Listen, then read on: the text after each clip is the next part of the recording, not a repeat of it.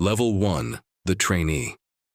You step off a bus at Lackland Air Force Base in San Antonio, Texas at 1 a.m. because they process you in darkness on purpose. It disorients you. A military training instructor in a blue campaign hat is screaming before your feet touch pavement. He calls you trainee. He will not call you by name for the next 7.5 weeks. You are one of 45 bodies in a training flight. You are given a bed, a wall locker, and a set of rules so detailed they govern how you fold your underwear. You march everywhere. You eat in 10 minutes or less. You speak only when spoken to. You are a rainbow flight for the first 48 hours because you're still wearing civilian clothes. Then they issue you everything. Boots, fatigues, PT gear, a trainer weapon that doesn't fire but weighs the same as the M16 it imitates. You become indistinguishable from the 45 other shaved heads in your flight. That's the point.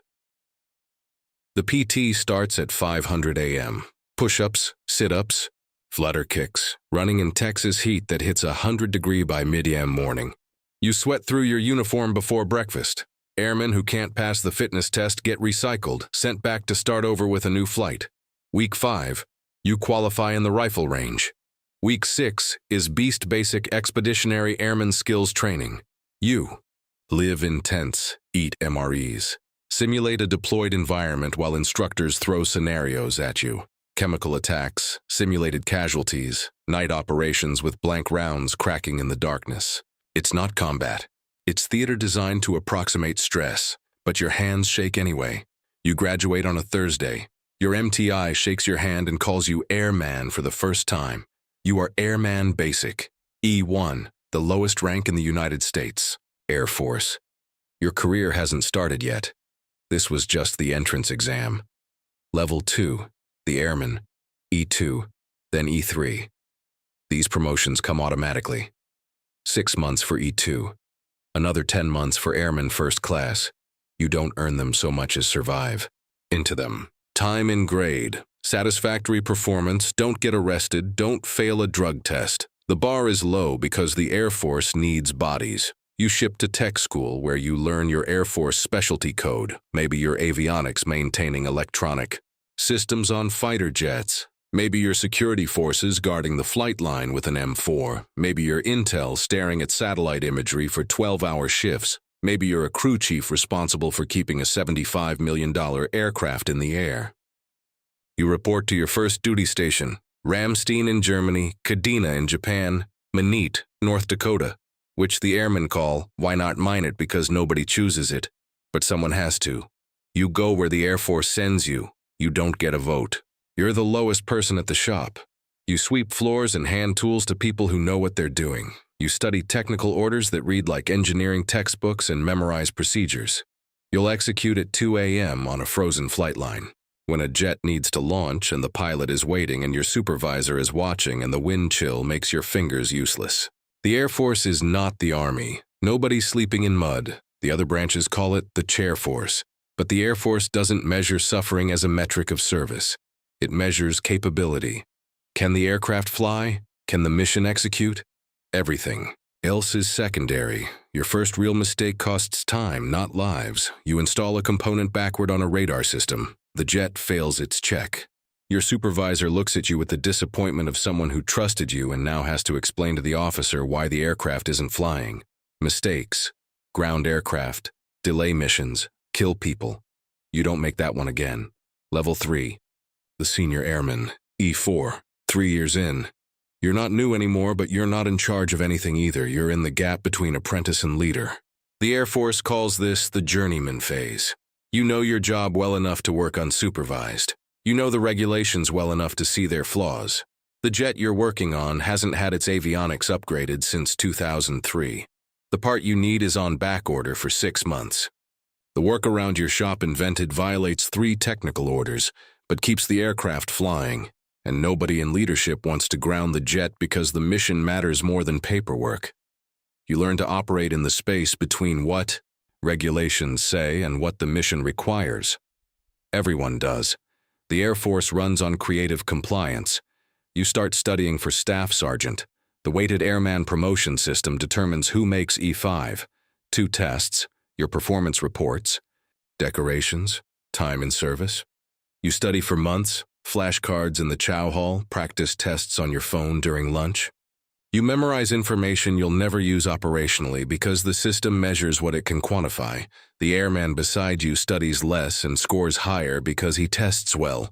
The airman across the shop studies harder and misses the cut by 3 points. He's a better technician than both of you. You make the cut, barely. 12 points above the minimum. It doesn't matter. Above the line is above the line. Your supervisor pins on your new stripe in front of the shop. You are now a non-commissioned officer. For the first time, the Air Force expects you to lead people. Nobody taught you how. They gave you the rank and assumed the competence would follow. It doesn't follow. It stumbles forward through trial and error and late nights wondering if you said the right thing to an airman who was struggling and whether the words you chose helped or made it worse. Level 4, the Staff Sergeant. E5, NCO. The Air Force has handed you something it never adequately prepared you for people. You supervise 4 airmen, you write their performance reports. You counsel them when they fail and sit in your car for 10 minutes before work trying to figure out how to motivate a 19-year-old whose girlfriend just left him and who now can't focus on the job that keeps 150 million aircraft from falling out of the sky. Nobody trained you for this. Leadership in the Air Force is learned by watching the people above you and hoping they were good examples. Some were, some weren't.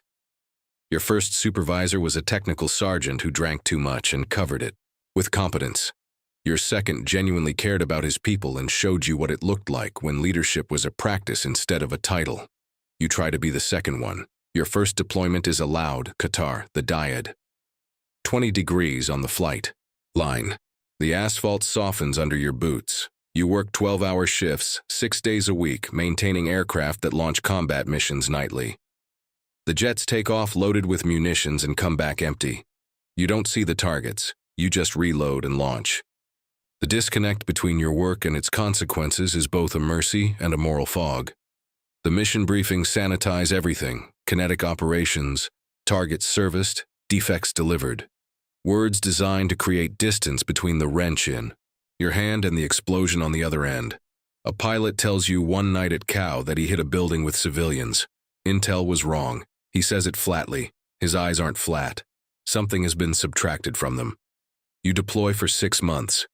You come home to a wife who managed everything alone. She became the entire household, and now you're back wanting to be half of it. Welcome home means welcome back to a life that learned to function without you. Level 5, the Technical Sergeant. E6, 10 years in. You're a section chief now. 15 airmen under you across 3 shifts. You don't turn wrenches anymore. You manage the people who turn wrenches. You review maintenance logs, sign off inspections, attend production meetings where you argue with officers about sortie rates and manning shortfalls. You've become a bureaucrat in a flight suit, but you understand why the bureaucracy exists. Because when corners get cut and inspections get pencil-whipped, jets crash, people die. An F-16 at your last base augured in on a training mission because a procedure was signed off but not performed. The pilot ejected 2 seconds before impact. Survived, with a broken back. The investigation traced it to a skipped turbine blade inspection. The blade cracked at 30,000 FT at 25,000 RPM and tore through the engine casing. The aircraft became a 20,000 lb glider with 4 seconds of decision time. The crew chief who signed it off hadn't done the work. He was behind and figured it was fine. It wasn't fine. You carry that story like a sermon. You tell every new airman that the signature on a maintenance form is not paperwork. It is a promise that this aircraft will not kill the person flying it. Some of them listen. Some think you're dramatic until they see it for themselves. 7 is the gateway to senior leadership. Only 20% make the cut. The board reviews your entire record going back a decade. One bad report from 6 years ago can sink you. You check the promotion list at 8 a.m. with every other tech sergeant on base refreshing the same web page. Your name is there. You close your office door and sit for a minute. 10 years of work validated by a line on a screen. You call your wife. She cries. You don't, but it's close. Level 6, the Master Sergeant, E7 Senior NCO. You've crossed a line most airmen never reach. Average time in service is 17 years. You've spent nearly 2 decades in uniform, and the institution has shaped you in ways you can only see by looking at the civilian friends you've lost touch with. They talk about promotions and bonuses. You talk about readiness rates and deployment cycles. The translation gap between your world and theirs has become a canyon. They don't understand why you can't just leave it at work. You can't explain that. The work doesn't stay at work because the work involves aircraft that carry human beings, and one uncaught error means someone doesn't come home. You're a flight chief or superintendent now. 50 to 100 people fall under your responsibility. You manage leaders who manage people who accomplish tasks. 3 layers removed from the work itself, and the distance is disorienting for someone who spent a decade with tools in their hands. You approve a schedule change that seems minor but puts a fatigued crew on a midnight shift, and they miss a step on a critical inspection, and the error cascades until someone catches it at the last quality. Check barely. Leadership at this level is about systems, not individuals. You set conditions. You establish standards. You trust the people below you to execute and accept responsibility when they don't. Your second marriage is holding. Your first ended during. Your third deployment, she was 24 when she married an airman and 30 when she divorced. A stranger who came home speaking in acronyms and scanning parking lots. Your kids from that marriage are teenagers. They live with their mother in a state you haven't been stationed in for 8 years. You see them in summer if the deployment schedule cooperates.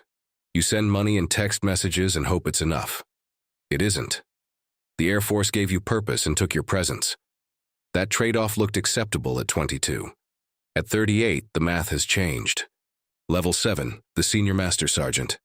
E8, fewer than 2% of the Air Force holds this rank. Public law caps it. You're a superintendent responsible for an entire squadron's enlisted operations. 200 to 400 airmen who do their jobs because the systems you built work. When they break, you answer to a commander who answers to Congress. Your mistakes make headlines. You spend days in meetings about resource allocation, manning levels, training schedules, deployment rotations, budget justifications for equipment. That should have been replaced 5 years ago but wasn't because Congress funded a different priority. The language of military bureaucracy sounds mundane until you understand that every spreadsheet cell represents a human being, and every budget line represents a capability that either exists or doesn't when someone's life depends on it. You've become the institutional memory of your unit. You remember the accidents and near misses that taught lessons now encoded in procedures people follow without knowing why. You are the reason why. A young staff sergeant asks why the pre-flight checklist includes a redundant step. You tell him about the aircraft that went down in 2014 because that step didn't exist yet, and 3 families got a knock on the door, instead of a phone call saying, "Welcome home." He doesn't ask again. Your knees ache from decades on concrete. Your back hasn't been right since you lifted a panel wrong on a C-17 12 years ago and never reported it. Because reporting meant being grounded from deployment, and being grounded meant letting your team go without you, hearing reduced on the left from years beside running engines. The VA will quantify this damage eventually. Right now, you just turn your right ear toward anyone who's talking. You carry 22 years of knowledge and the quiet understanding that the institution will continue after you leave and will eventually forget everything you learned the hard way. Level 8, the Chief. E9, Chief Master Sergeant, the highest enlisted rank in the United States Air Force. Fewer than 1% wear it. Average time to reach it is 22 years. You're the senior enlisted leader for a wing of 5,000 airmen. Your job is no longer technical. It is entirely human. You're the voice of the enlisted force to senior leadership. When a general makes a decision affecting thousands of families, you say what no one else will. That the deployment extension will break retention. That the housing is unacceptable. That the airmen are tired and the tempo is unsustainable. Sometimes they listen. Sometimes they nod and do it anyway because the mission doesn't negotiate with morale. You attend every promotion ceremony, every retirement, every memorial. You stand at attention while flags are folded into triangles and handed to spouses trying not to collapse in front of 500 people in dress blues. An airman in your wing took her own life 3 months ago. She was 22. Nobody caught the signs. Or maybe the signs were there and everyone was too busy to look. You think about that distinction constantly because the difference between those possibilities is the difference between a system failure and a personal failure, and you're not sure which is worse. You stood in front of the wing and talked about resilience and resources. The words felt necessary and completely inadequate. You are responsible for everything and in control of very little. That is the paradox of senior enlisted leadership. You set conditions, build culture, communicate standards, and then trust 5,000 human beings to do the right thing every day, knowing some. Carry weights you can't see and problems you'll never hear about until it's too late. When they break, it's your failure. When they succeed, it's their achievement. That imbalance is the job. Level 9, the retiree. You retire at 26 years. The ceremony is in a hangar. Your wing commander presents you with a flag, a shadow box, and a certificate signed by the Secretary of the Air Force. Your family stands beside you, your second wife, who survived 4 deployments and 6 PCS moves and the loneliness of military marriage. Your daughter, who attended 5 different schools before high school. Your son, who once asked why you couldn't have a normal job. You didn't have a good answer then. You still don't. You take a defense contractor job because that's what retired senior NCOs do. They hire you for your clearance and your knowledge. The pay is good, the work is sterile. You sit in meetings about procurement timelines and think about airmen, right? Now on a flight line, fixing jets in 110-degree heat because the mission doesn't wait for comfortable temperatures. You miss mattering. You miss being the person 5,000 airmen looked to when things went wrong. You miss the wait. That's the part nobody tells you about retirement. They talk about the pension and the health care and the freedom. They don't talk about the absence of purpose that hits on a Tuesday morning when nobody needs you anywhere and nothing depends on your decisions and the phone isn't ringing because you're no longer in the chain of command. You're just a man in a house with a shadow box on the wall. You fill the space with projects and mentoring young NCOs who call because you're the only person who's been where they're going. You tell stories only a room full of veterans can understand. Your wife sees a lighter version of you at those reunions. More present. She doesn't say it, but you both know the person in that room is who you've always been. The civilian version is the performance. Level 10, the cycle. Somewhere in San Antonio right now, a bus is pulling up to Lackland Air Force Base. It's 1 a.m. The air is thick and hot. The door is open and 45 recruits step out carrying bags they're about to lose and confidence they're about to have stripped away. An MTI in a blue campaign hat is already screaming. The recruits are scared and trying not to show it. Some enlisted to fly. Some needed money for college. Some had nothing better. And the recruiter made it sound like adventure. Some because their father served and the uniform feels like inheritance. None of them know what's coming. They don't know about the deployments where heat melts boot soles and boredom is more dangerous than the rockets. The midnight shifts on frozen flight lines, fingers too cold to grip a wrench. The marriages that won't survive the 4th PCS move. The children who attend so many schools they stop making friends. The funerals. The airmen they'll lose to a training accident or a deployment or the quiet darkness that follows people home. They don't know the Air Force will give them purpose and community and a pension and will also take years from their bodies and relationships from their lives and sleep from their nights. They just know they're here standing on a curb in Texas, in the middle of the night being screamed at by a man in a hat wondering what they've gotten themselves into. They'll find out. 1 rank at a time, 1 deployment at a time, 1 signature on a maintenance form at a time. Some will serve 4 years and leave. Some will serve 30 and forget how to be anything else. The ones who stay will become the institution. They will keep the jets flying and the missions launching and the country defended. The bus pulls away. Another one is already coming. The cycle begins.